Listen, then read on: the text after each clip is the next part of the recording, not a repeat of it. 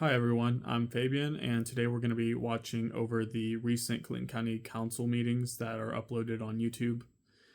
It's about 9 hours of footage, and again, I just want to say that watching my video, it's not going to be necessarily a substitute for watching the actual meetings, but I am going to try to cut out, I guess, a lot of the filler. What happens in most of these is that you'll hear the department heads come up and speak to the council, and you'll hear how their department is struggling. That's how a lot of them went. And the council has tough decisions to make. A lot of the times they can't guarantee that these department heads will get the funding that they need or the supplies or the staff. But I will try to kind of cut down and show you little snippets from quite a few of the department heads. So let's get right into it. So for this first part, what actually happens, I just remembered, is that it kind of goes over a lot of the information that I covered in my previous video regarding Senate Enrolled Act 1. There isn't really anything new here. If you watched my previous video about it, then you know a lot of the information. They do go over some of the business personal property tax exemptions, but they don't go too in depth about that. So we're actually going to go ahead and skip over to the next meeting part here. So please take note that I actually am skipping over the regular council meeting. I didn't have anything of note to say for that. So in terms of my open positions, since I know that's a topic and I don't want to hammer that in excess, I think I've known you long enough. I try to be a team player, but at the same time, my staff is just being dragged through the mud right now. We are trying to do 5 people's jobs with 3. We do close our office frequently right now. This morning, there's only 1 person in there, and I've already gotten a series of texts with things that she's doing a great job. I don't want to make it sound like she's not. There's just more volume than there is staff time. So, but it makes no sense to put you guys in a tight spot, and I certainly agree. We don't want to hire and then immediately fire someone. So, Alan and I spoke, and I also agreed that I would, hold off until we have more information. But we do need the staffing. We're getting ready to go through insurance reviews here in October, which a lot of people don't realize there's multiple elements of my office that are involved in the insurance rates that our population gets because we're so tied to safety and thus to risk. We're not going to score as well this year because of our inspection situation.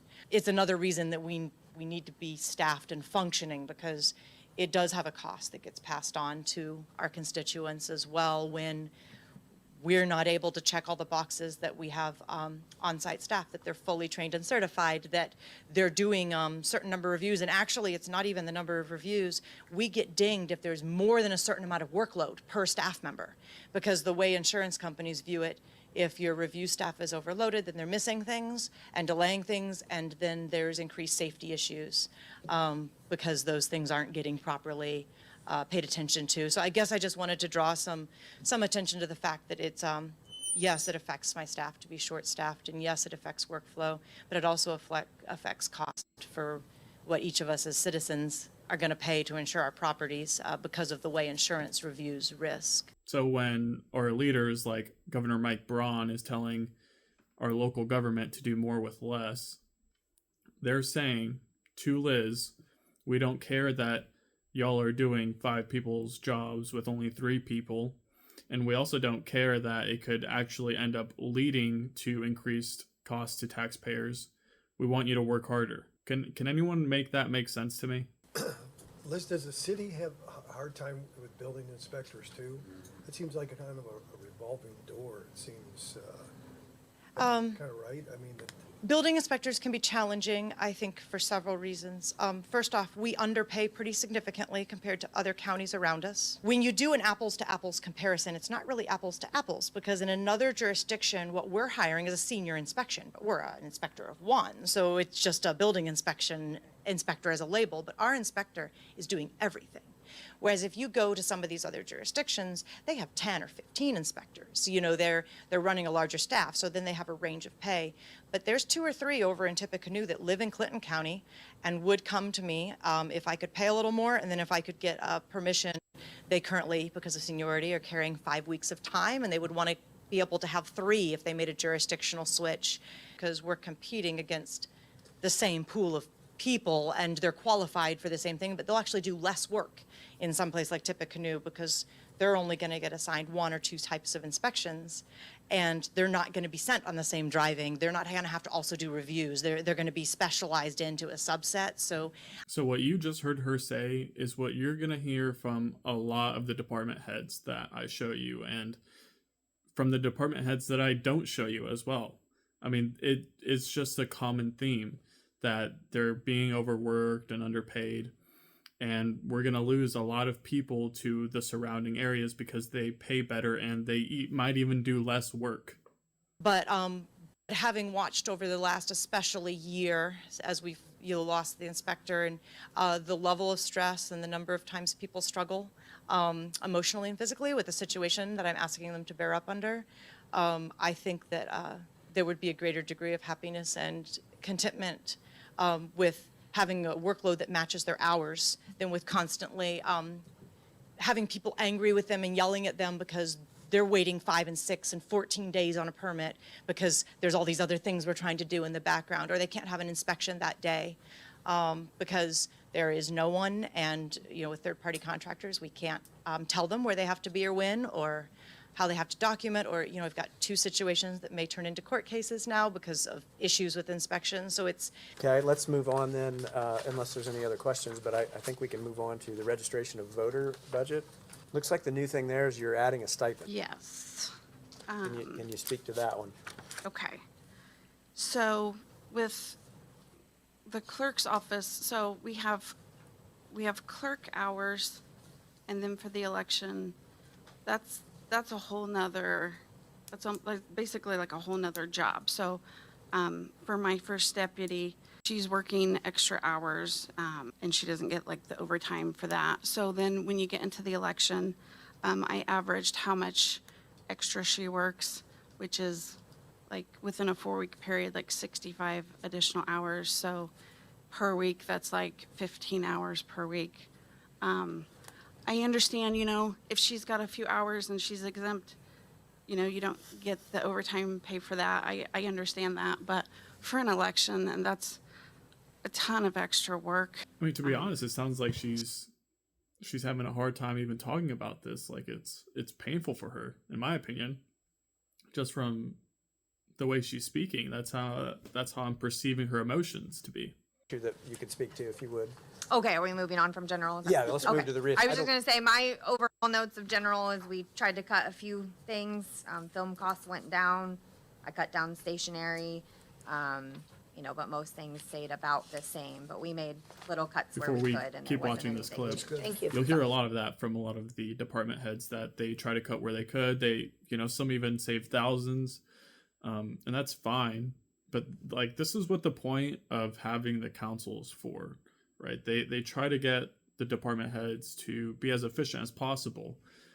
We don't really need state legislators just making big sweeping changes and saying do more with less, even though they don't know that these people are already trying their hardest to do what they can with what they have, and then still even going further and cutting what they can.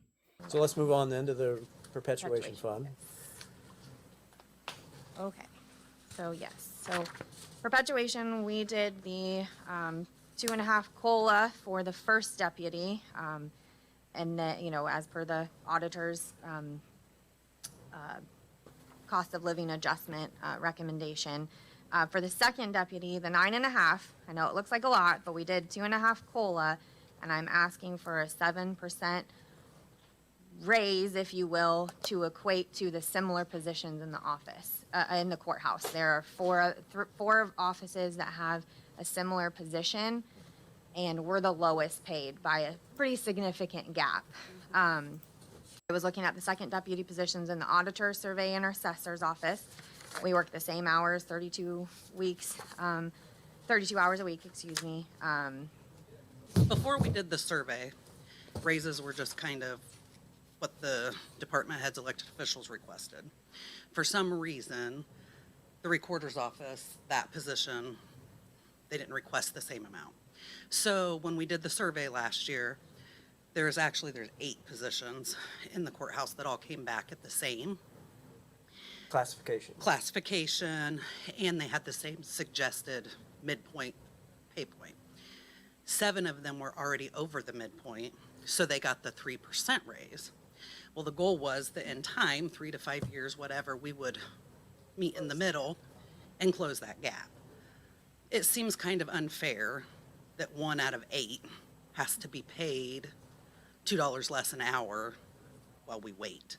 We talked about how this first year we were gonna have some things we were gonna have to clean up. This feels like one of those, so. I feel like it's unfair. We've lost employees over the time to some of these offices because of the pay gap. Okay, that's about all I had for that meeting, but we still got 2 more to go through. So let's keep going. That's right. So let's start on the dispatch side. You want to start with dispatch? Yeah, let's go, Okay. so tab 21. Kind of as a recap here with our revenue. So it is set out by the state.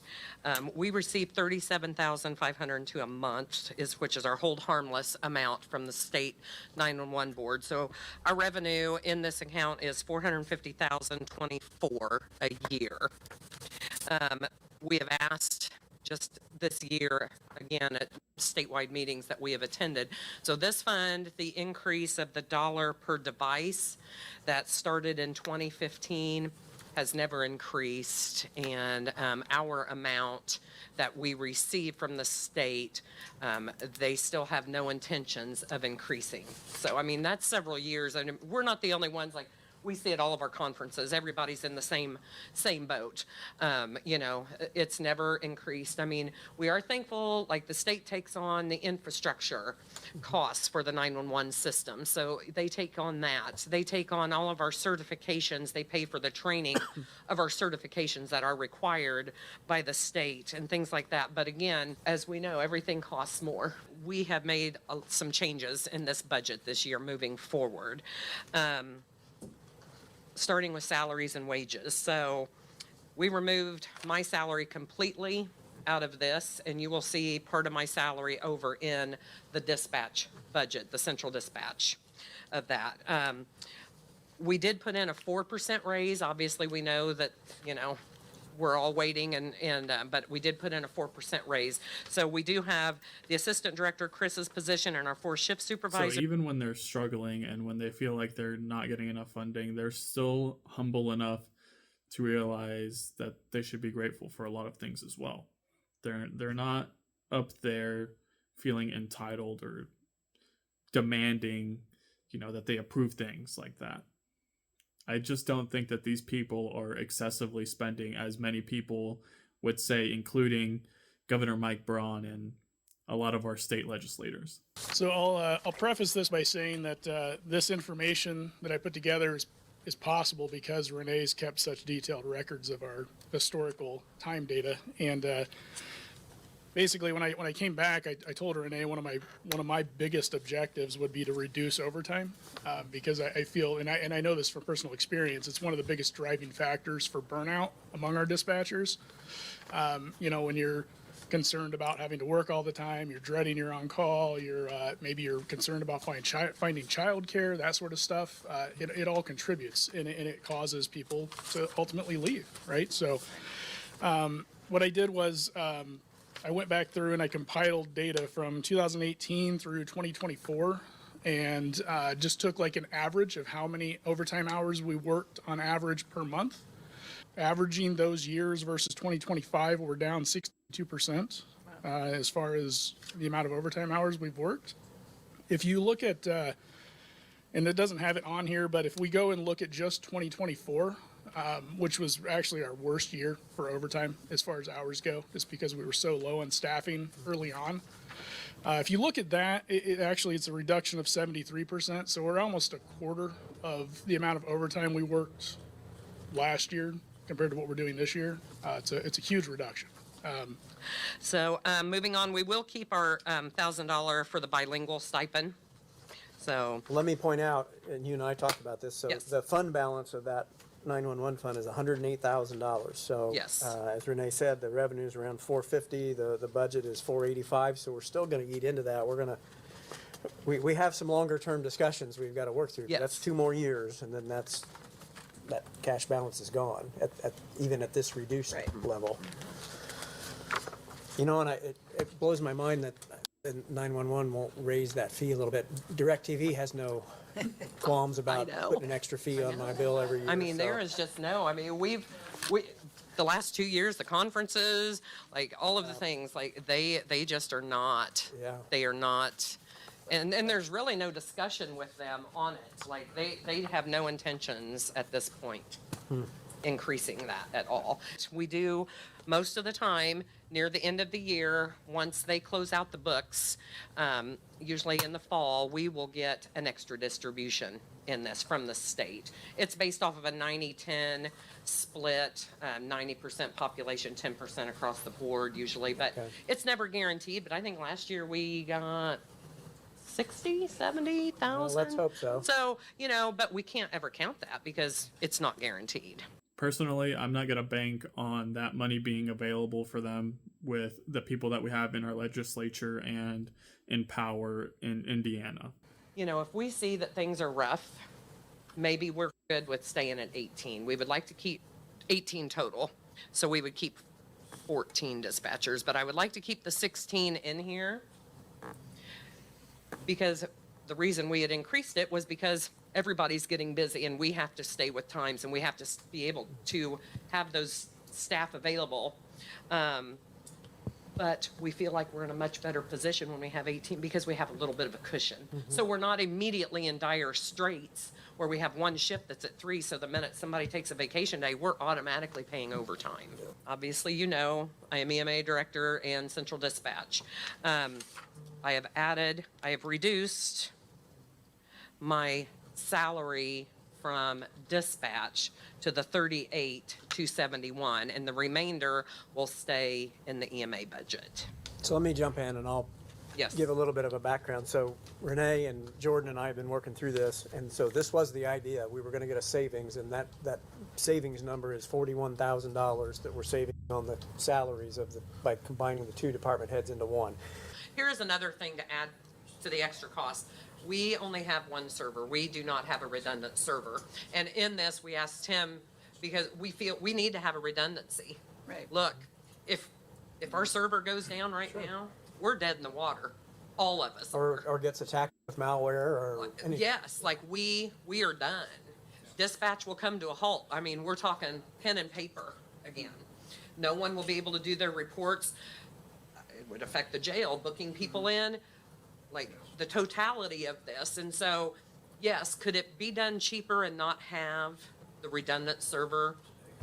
But I feel like in this day and age, we really need to have that, and Tim does too. Yeah, and the other part of that redundant server wasn't just that, but so with the new server that Tim was going to do, if we don't do another server, 2 servers, then basically every month he would have to take it down for Yes. maintenance, and it would be down for 3 to 4 hours, which it's hard to pick a time frame when that would be Convenient. okay, right? Like, I mean, You're rolling the yeah, dice. it could be totally fine, or it could be just a nightmare. So with the 2 servers, you would alleviate that problem where you wouldn't have the downtime every month. I really don't know what it would take to show to someone who thinks that we are spending excessively to convince them that, I mean, we're running on a low on a lot of things. We're running low on pay, staff. I mean, we're working with one server, and as you could hear there, that's obviously terrible. Going to paper would be absolutely terrible. I've got just a few more things to show you from the September 10th meeting for the budget, and then we're going to close off the video.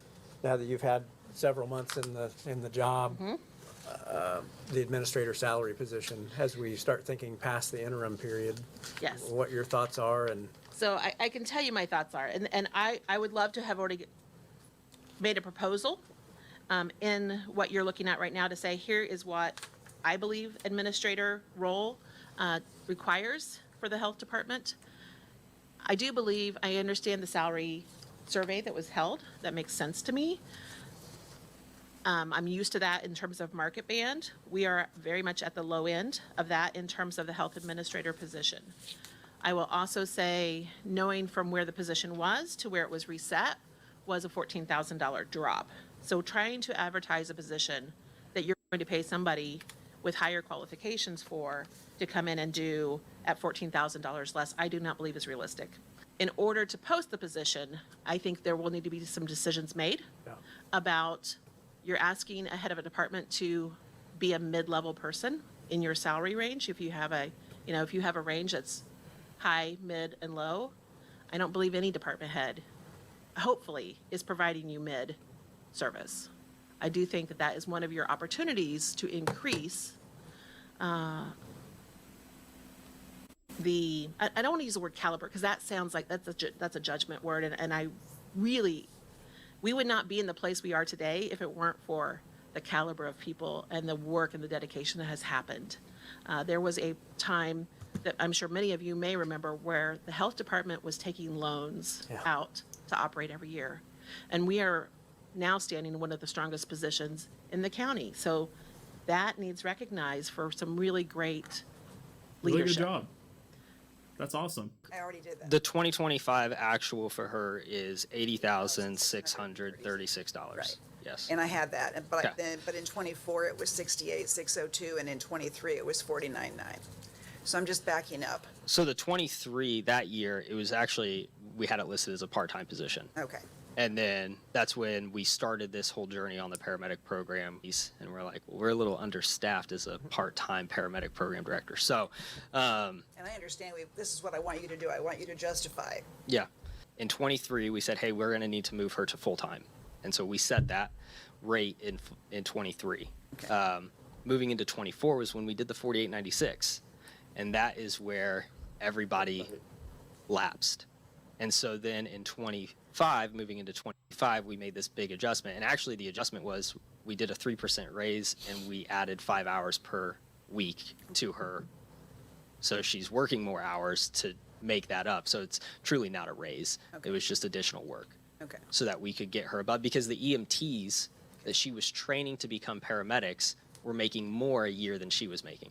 So, interestingly enough, the inflation rate was about 2.9% as of August 2025, the fastest pace of inflation since January, according to CNBC. So, it's not even that much of a raise either when it's only keeping up with inflation, essentially. There's going to be people on both sides of it, right? I respect that. Oh, absolutely. Absolutely. You know, my job is to come up here and advocate for my people in my department, and Yes. your job is to analyze that argument and then advocate for the community and the county as a whole. And so I respect both sides of it, and I hope you can Yeah. respect the volley back and forth. So she continues to take on the role of paramedic program director as part of that responsibility of assistant director, correct? correct. And you referenced earlier about a Homeland Security grant for the paramedic program. Is any of her salary eligible to be offset by a grant for that paramedic program director? So the grant itself it wasn't based on salaries or needs or anything like that. We had to justify the dollar amount that we were asking for, and then they pay us per student that passes the exam, which is a little, you're going to get me on a rabbit hole. So 3 paramedic students graduated from our first cohort. That's $30,000 right there. And then we get paid, I'll have to double check EMTs. It's either $1,000 or $2,000 per EMT. So we have 12 EMTs that pass. Well, there's 12 or 24,000, something like that. So now, as we near the end of this cohort, we'll have 5 paramedic students. Well, between those 3 that we had and then the 5 that will pass this year and graduate, that's $80,000 is what we'll be collecting in reimbursements for past students. Now, you want to talk about advocating at the state level. They're currently paying, the Department of Homeland Security is currently paying students' tuitions for a program out of Texas that is online, that doesn't even meet the Indiana standards for a paramedic program. They don't even complete all the clinical hours that are required by the Department of Homeland Security, but they're paying for it. Who's paying for it? State. IDHS. Indiana? Yes. That is a freaking truth bomb right there. And that just tells you all about our state legislature. That they don't care about standards. They don't care about giving us the best qualified people. I mean, you hear a lot about DEI or whatever. I'm not going to go down that rabbit hole in this video, but this is just insane. From what I've seen and from what I've investigated in my videos, and you can go ahead and watch them, but these Republican states are largely reducing the qualifications of teachers. They're reducing the requirements for what it means to be a teacher, or courses for students even. And then that means that they might not be qualified to go to a college somewhere else in a different state. So it's kind of insane. I have a question, Alan, and I'm sure you'll know the answer to this.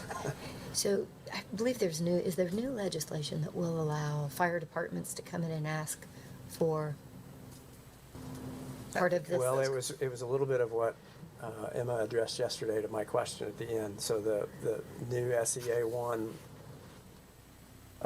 income tax structure has a 0.4% rate that can be used, and it's listed as EMS and fire. Okay.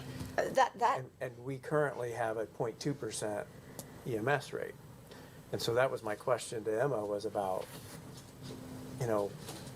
I'm assuming that our EMS rate gets grandfathered and we don't have to do anything but split anything that we would try to do beyond that, and she could not confirm that, and said that's sort of like one of those gray areas that we've got to make sure we are getting heard by our legislators. But knowing how tight this budget is, I don't think we need 0.2, we need 0.25 really to be where Stephen needs to be. So that doesn't leave very much for the fire. That was just my concern. So we need to, I do think we need to be talking to legislators about that, because we're a unique county. We've got to defend the way we've been doing it, or otherwise we've got some issues. Well, I think I'm going to be honest now, I don't think that they will care. And they haven't cared from what I've seen. A bunch of people showed up on April 14th to protest this bill, including me. And the legislators were supposed to meet around 12 o'clock, I think. And they delayed it until it was around 10, I think, 10 p.m. So, obviously they didn't want to hear from us. I mean, we filled up the State House, but it didn't matter. That's kind of why I am pushing so hard for other people to get involved as well, because I know I can speak up, but I need other people to help me. We need to be demanding, and we need to be showing our legislators that we all stand together, and if they don't fix what they're doing, then we will vote them out. But let's go ahead and continue. What legislators probably, I'm going to assume here, which is dangerous, probably struggle to understand, is you have a lot of fire departments in the state of Indiana that are providing EMS services through them. It was a waste of money to do that if we're going to make exceptions to everybody that comes along with a request. So Cecily had to leave. She had an emergency. So she is communicating through me, and she is asking if Scott County was who you were referencing for the assistant chief. Was Scott County? It was Scott County, Yes. but I can't remember. I thought Cecily ran the paramedic program director from Scott County. That was 88,000, and the paramedics there make 82. Then she commented and said that, and I think she's talking about the committee, they adopted the classification system, and regardless of budget or where money comes from, if he takes one position in the same category up, then opens door for anyone on same category to ask for the same. Understood. Thank you, Cecily, for the feedback. Okay, you guys have asked me tough questions. Here's my tough question that I'm going to kick back at you guys. Is there another assistant director that makes less than their subordinates? I can't answer with 100% certainty, but I don't believe so. I would say I probably. believe we have a couple that we need to look at. And I believe just say so. we'd have to be, if we're willing to make this adjustment for that reason, we need to be willing to make other adjustments for others for the same reason. Let's say Steven decides to leave next week, and we've got to hire somebody. And this is me speaking, that I wouldn't think that you'd bring him in at what Steven's making now. If it's that far above the midpoint, well, then are you gonna get the director's midpoint lower than what the assistant director's at this point in time? Then you're back to the same spot that Steven just asked us the question on. Well, the committee asked Cecily, and she did run numbers for us, if we brought all assistant directors or assistants to the 80% of what the director or that top position, there was absolutely no way that the county could afford to do that. Just in trying to bring everyone to that level, not even adding in the benefits. So Todd, like if I left next week, like that hypothetical, now this is not the most current one. I don't have that one. I just have the initial salary survey that we were issued. So the high end of my position was $66,992.93. The EMTs for our service make more than that annually. I'm a board certified flight paramedic. Well, That's not right. That number. So how do we? Ridiculous. That's the high end of the salary survey. And it's like, I know, like, I'm not trying to throw shade at another community, but I know that they struggle with their EMS financing and their director makes $80,000 a year. So they struggle. I'm not trying to question the integrity of the salary survey because I know you guys, A, spent a lot of money on it, B, have trusted it. And I think that it's done very well for our county employees. But like, if the next director comes in and you advertise, I mean, the midpoint on that was $60,902. So they're going to make $37,000 less than supervisors? No. I haven't taken vacation time this year. I've taken some personal time. The one vacation week I tried to take off so we could potty train my 2-year-old. I work Saturday, Sunday because of call-offs. It's obviously not easy saying all that, but I applaud him for actually advocating for himself, or that position, really, not necessarily himself, but they work hard, and I think they deserve to have time off when they get time off. They worked for it. I don't think it's fair for that to happen. I don't think that we should be advertising jobs with significantly lower pay than other areas, or like positions that are lower than them on the hierarchy system. Doesn't make any sense to me. I think we have to remember a couple things that are different. First of all, if I'm having a heart attack, I want the best person working on me that I can have. And I can tell you that if I was asking to have just a regular EMT, or if I was asking the director based on the salary that they did, the review at $60,000, that person's not going to be very qualified. One of the problems that happened when they did the salary review was real simple. They went out and tried to find like counties. Our competition is not like counties a long way off. Our competition is in hiring somebody is Lafayette. I'm not quite sure how to handle this because the chair is not supposed to make a motion, so I suppose it could die for lack of a motion if nobody wants You to. could just ask for A consensus vote. So, okay, I'll handle it that way. I'd like to have a show of hands of those who would be in favor of the salary as presented in the budget by the director for the assistant director position. Those in favor of that number, raise your hand. Anybody on this side? So I'm seeing 4 on this side, 3 on that side. Okay. I'm good with that. I mean, it's a tough one. It's a tough one. Oh, it's a very tough one. It's a very tough one. I don't think there's a wrong answer here. Don't get me wrong. Well, I guess the first thing, let's talk about the new, we talked about it, last month or 2 months ago with the JCAT position, and you guys were able to cover that for the remainder of 25, and we talked about putting it in for 2026, and we've got it in here. I guess refresh my memory, I should remember this by now, but what the JCAP position is. The Jail Chemical Addiction Program Coordinator. Okay. The position was created through the Indiana Department of Correction grant that is no longer funding that type of work across the state. They did away with jail treatment across the state. So every jail treatment program lost all of their funding dollars, which is how we fund him. He's the one that operates the JCAP program. That's a 12 to 16 week recovery program, and does case management work throughout the jail for inmates not in the program. I would like to say that I believe we need to find money to fund that position. I think it's a good position, and also wanted to comment that your budget, as requested to us, it looks in good shape. So that's all I have for the budget meetings, but we're not quite done yet, because I want to talk about what I would like for our counselors to do in order to speak up and show our legislators that we're serious about change. So, Elkhart County officials, as you can see on the screen, are leading a bipartisan charge to repair SEA 1. They wrote a letter.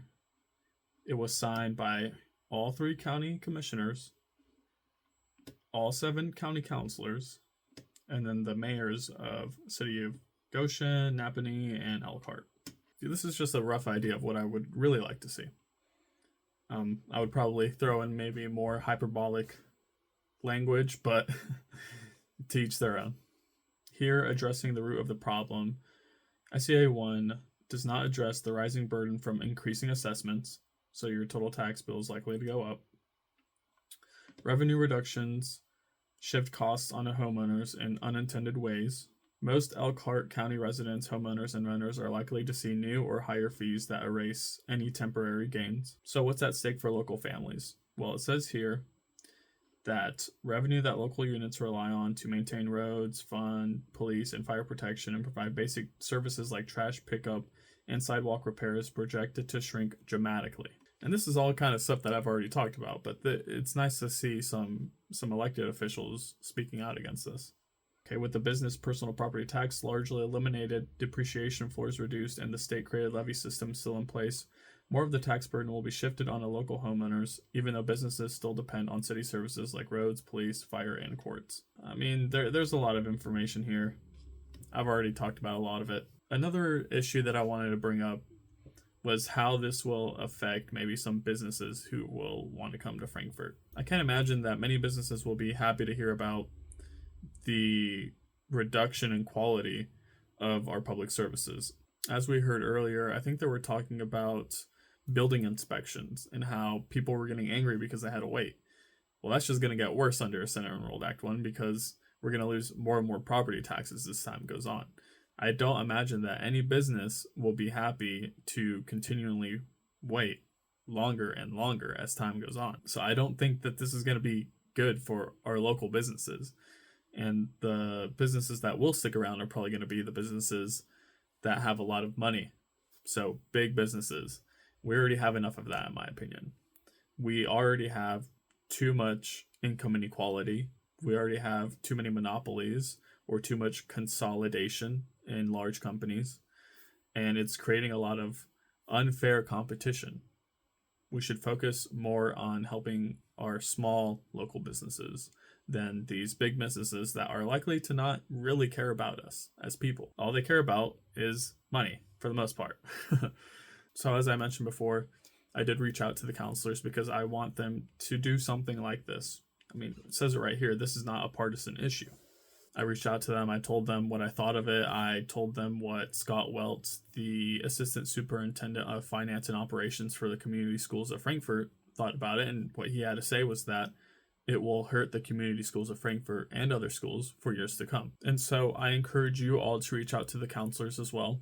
I haven't gotten a response yet, but I did just email them today, and I don't know when they meet. So it could take them a while. But if you want to email them, letting them know how distraught you are about Senate Enrolled Act 1 after seeing all of this, all you have to do is type in their first initial. So for Carol Price, it would be C, and then their last name, clintoncounty.in.gov and just give them your thoughts. I sent it to all of them, and I hope that they will consider writing this letter and demanding change, because a lot of people depend on these public services. The citizens of Clinton County deserve the best public services. We don't need to give more school vouchers to rich people. We don't need to be letting our governor upgrade his personal home with a helipad and what other sort of security measures that he claims he needs.